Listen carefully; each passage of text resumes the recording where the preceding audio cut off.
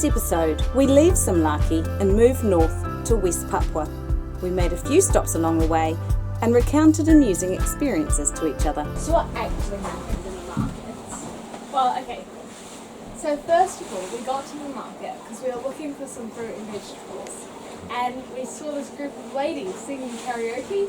It was really, really out of the blue. I don't think I've ever seen karaoke in like They just had like a cell phone and a microphone, and they were in the market. They were the market traders, and there was about 5 of them, all singing their hearts out. singing their hearts out Like around this middle-aged phone. older woman just singing like in the middle of the day, in the middle of the market.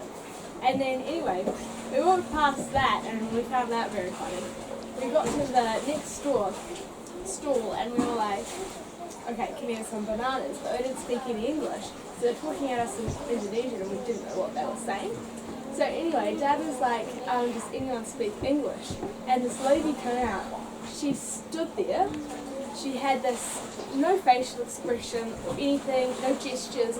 She just said in a monotone, I do not speak English. And Dad and I... It makes you just want to go, oh, okay then. Well, Yeah, in which yeah. case... But Dad and I were just standing there trying to keep a straight face because this lady just stood out and she was saying, I do not speak English. And yeah, It was funny. perfect English. Yeah, You said and it perfectly. her pronunciation was just on point. How good your Indonesian? It's terrible. Lara might be able to say something. Oh, a pretty bird. Oh, there's all lines? Yeah, you see the knots. Yeah. And if you look out over there, you see knots constantly at spacings that someone spent a lot of time knotting that. Man, oh man, I have sliced my foot on that. A lot of mangoes. Yeah, there's a lot of mangoes. How much did we have to pay? $5. 5 New Zealand dollars. Oh, Five and Australian. oh, 5 Australian dollars. Terima kasih. Mister, kalu nama siapa? These are these lines that end up in the water. Got to be really careful not to pick them up in the propellers as we try to find somewhere to anchor each time we enter a bay. Don't we, Dave? It's a bit tricky. Yeah, they're everywhere. They're very hard to see. Yeah, you wouldn't want to arrive at night, would you? Nah. And our guess is that they're seaweed, Dave? I don't know, I'm guessing. Yeah. Anyway, us and Ozbos were off again this morning. Looking for greener pastures. Actually, to be honest, we're looking for a place to swim, really, aren't we? Yeah. Yeah. Just got this rain band coming towards us, so we've done the hatch dance and pushed everything down. I just find it's amazing as you approach just like a whole wall of rain, what it's like. Like it's, you know, it's kind of like a race to see if you can get past it or whether it's actually going to get you. And it is actually coming to us from the wind direction. So I don't know that we're going to get away from this one, but we'll just have to wait and see. And that's the one that's behind us. My goodness, we're being sandwiched. Haha, I think it's going to miss us. Whoops, I spoke too soon. We reached the Kai Islands and anchored in an amazing spot, close to 2 small islands and the sandbar that joins them. This is what we've been aching for, a little slice of paradise. Bottom of the boat needs a clean. It's been a month sitting in Darwin. Going biscuiting for the first time in ages on Larry. Larry? Yeah. Is that what the biscuit's called? Yeah. We had Rick, but Rick died. Rick got ripped. Yeah.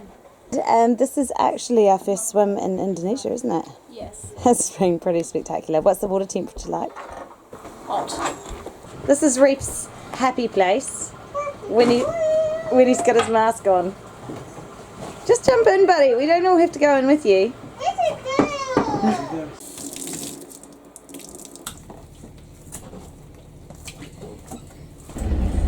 This is Langur market, local markets.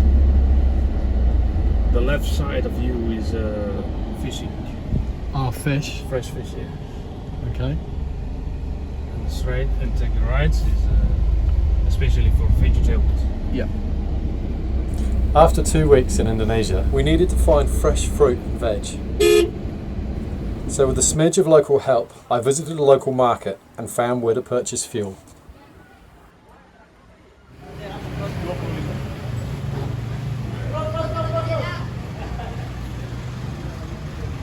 Well, Dave has just come back from his first shopping expedition in Indonesia. So we're near Tual, and we had been given a contact who would help us with our shopping and to get some fuel. And his name is George. So he's just dropped Dave back, and this is what we've managed to find. Definitely got some good pasta here, guys. Yeah. That's great. And Dave thought it might be nice to get us some instant pudding. It's like the equivalent of butter, isn't it? Yeah. Yeah, it's margarina sigabarit gani. And I think that might be yeast. that might be yeast. And this is what we definitely run out of. We left Australia without stocking up on baking powder, didn't we? Yeah. It was a bit of a faux pas considering how much you like to bake. Yeah. So yeah, it's a bit of a boo-boo. But we've got some beans and fruits. Oh my goodness. So we got apples, which was pretty exciting. But you know, we've come all the way to Indonesia to get some more kiwi fruit, which is quite funny. Mangoes. What else did we get, Jay? Nashi. Oh, we got nashi as well. Nashi's not a common fruit that we got throughout the Pacific, was it? No. But they're really juicy and Yummy. refreshing. So some eggplant, or the equivalent of eggplant, whatever species they are. And looks like Dave's managed to get some cucumbers. So I think he's done pretty well, really. Well done, Dave. Yeah, right there. But the big thing for Dave was he actually just wanted to get the fuel. So what was that experience like? It was education, basically. Great, you know, normal looking gas stations and stuff, but only 2 of the pumps working, and probably 30, maybe 40 motorbikes all lined up for fuel. And then lots of cars, trucks trying to get fuel, but no real action. So they were pumping gas at such a slow speed that if I got in without Jord, it would have taken me all afternoon. They're quite amazing, aren't they? I guess these guys are going to go to work for the night. So the lights are on, I guess. Evening fishing has started. These fishermen invited us to come aboard to have a good look around. Wow, so the direction I thought I was going to go in doesn't look like an option. There's too many buoys going across the gap in between some islands and a really shallow kind of area. It's just really hard from a wee way away to work out, are they lines that go straight across the gap or not? So I'm just negotiating with Dave, like what other options have we got to get to where we want to be. So it's quite funny actually. It's just a really different way of doing things. Like I really wanted to go through this gap and just head out here. That's just not going to be possible. Some locals I can see in a boat, they're going to come down this way, but they're in a tiny little boat. I assume that one's going to be okay, but anyway, I actually want to be slightly further north, so we're going to come up through this way, avoid all the lines that are across here. Like moving around in Indonesia, it's already, within the first couple of weeks, it's proving to be so different to moving about in the Pacific.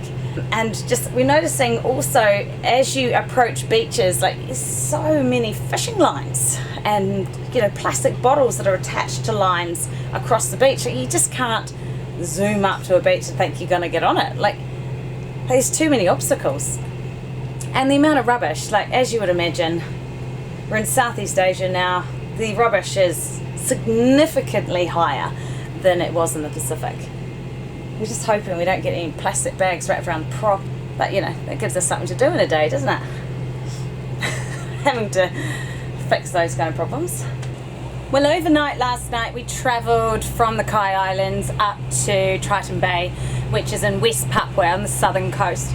And you know, specifically we came here to do some diving and have a look for some whale sharks. And I guess all the information we've read is you need to hunt out the baggins. They're these trimarine structures. They just sort of sit in this area called Namote, I think it is. We've come through the strait now and there are no baggins here. There are some closer to Kaimana, so we may have to trip back and just go and chat to the fishermen there and say any hiu powers, which is whale shark. Just see if they can guide us, because they're not in the area that what we've read has said they would be, and they do move around, so we will just have to see if we can see them somewhere else, or anyway, we'll just see what happens. But we're gonna go and find an anchorage and sit down. We've finally seen a little green triangle to say there's another boat. Here we are. We're just coming down the strait now. We're gonna go and anchor in here next to this boat called Tramp.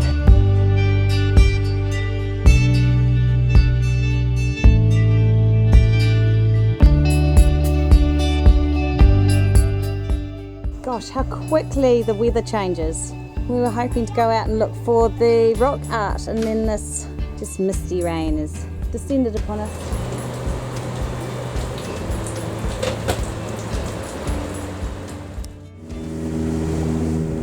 This is a baggin.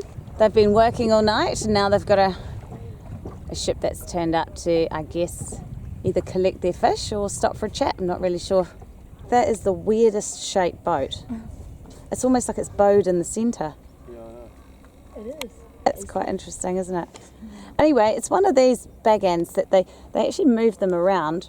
We're lucky to see them at the bottom of this strait, which is the south end, which is where we weren't exactly expecting to see them. We're here basically at dawn, hoping. We're really hopeful, aren't we? Yes. Yeah, really hopeful that we're going to see something. But oh well, you know, if we don't, we don't. Oh my gosh, Prayer, it really does look like it's going to die. Oh, I love that. Good brushing his teeth. After having no luck finding whale sharks, we travelled back up the strait looking for rock art. Wow, Yellow part. Look, that's kind of weird. Che, I do not know how the heck you spotted that. That was like well hidden. Oh, it's a person like waving.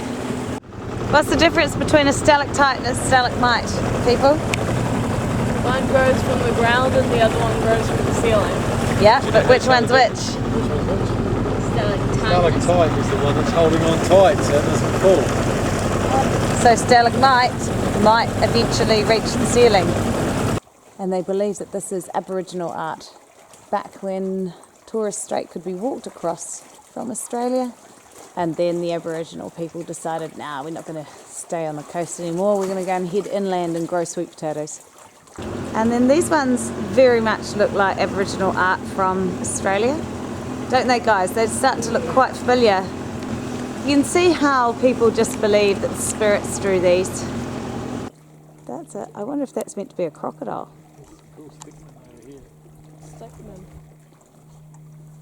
Seffi's less than impressed with the rock art. No. It takes a lot to impress her. We've turned up a baggin. It's stupidly early in the morning, isn't it? Yeah. It's like, what time is it now? 6? It's 5 to 6. 5 to 6. And the difficulty is actually trying to find a baggin that has whale sharks around. So I think they're trying to find some for us. He's just thrown some fish in the water. Dead fish, mind you. Look at them. Being completely swooped by frigate birds. Wowzers. Oh my goodness. This is entertainment just in itself. Isn't it, guys? Yeah. So 2 guys are sitting there just watching to see if the sharks turn up. It's so nice of them.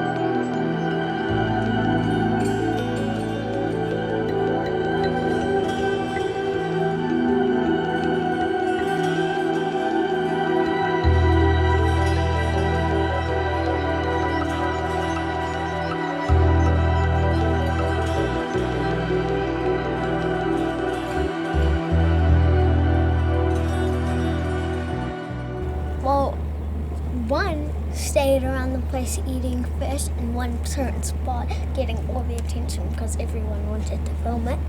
So everybody was focusing on that one. Then the bigger one keeps on going around and tries to swallow you. Yeah, we had to move out the way a few times, didn't we? Yep. Yeah, it was kind of scary. Funny though. One of the other divers got donked on the head by one of these two Pectoral fins. fins. Yeah, pectoral fins. Wow. What about you, Che? You looked a little bit scared. Yeah, I mean, especially because when we only thought there was one, so we were all focusing on that one, and then I can't remember who it was, but they turned round and there was a whale shark. They just charging towards us. With his mouth open. Yeah, with its mouth wide open. The thing is, the visibility isn't that great, is it? So it's really hard to see them coming out of the gloom. Yeah. Yeah. And they have like a trillion moras on them. Remoras, yeah, they had heaps of remoras, didn't they? Would you do it again, Che?